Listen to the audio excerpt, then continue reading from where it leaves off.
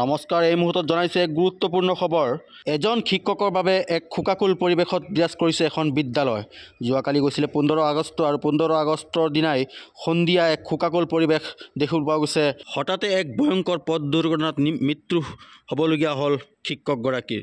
এগৰাকী শিক্ষক বেলগুৰি আদৰ্শ বিদ্যানিকেতনৰ হিন্দী শিক্ষক অশ্ৰিফি গায়ান নামৰ শিক্ষকগৰাকী যোৱা সন্ধিয়া পথ দুৰ্ঘটনাত নিহত হ'বলগীয়া হৈছে। ইতিমধ্যে দৃশ্যাংশ আমি দেখুৱাই গৈছে। এয়া হৈছে এইখনেই বাইক আৰু স্কুটিৰ মাজত সংঘৰ্ষ হৈছিল আৰু ইতিমধ্যে চূৰ্ণ বিচূৰ্ণ হৈ পৰিছে বাইকখন আৰু সংকটজনক অৱস্থাত শিক্ষকগৰাকীক উন্নত চিকিৎসাৰ বাবে প্ৰেৰণ কৰিছিল যদিও অৱশেষত শেষ নিশ্বাস ত্যাগ কৰিছে। আমি দৃশ্যাংশ দেখুৱাইছোঁ। এইখনেই হৈছে বাহন আৰু ইতিমধ্যে আমাৰ হাতত এগৰাকী ছাত্ৰীৰ আৰু ছাত্ৰীৰ পিতৃৰ কিছু মন্তব্য আছে।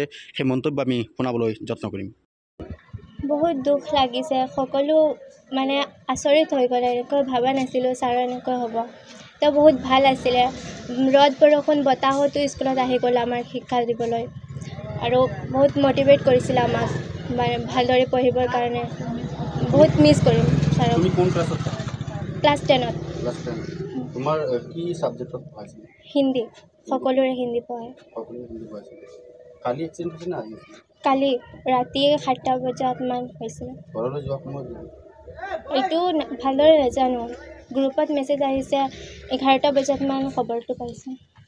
আজি কি বাসগৃহলৈ যাবলৈ ওলাইছে? যাম এতিয়া। কোনে কোনে যাব আছে? ঘৰৰ সকলো যাব। ঘৰৰ সকলো যাব। তুমি সেইখন বিদ্যালয়তে পঢ়িছিলা? আৰু আজি আমি কি ক'বা ছাৰক? আজি কেতিয়া দোকান আছে? তেওঁৰ আত্মাৰ চিৰশান্তিৰ বাবে প্ৰাৰ্থনা কৰিম। ভগৱানে যাতে স্বৰ্গলৈ নিয়ে। আৰু আজি কি তোমাৰ শিক্ষক শিক্ষয়িত্ৰী সকলো যাব নেকি? স্কুলৰ সকলো যাব।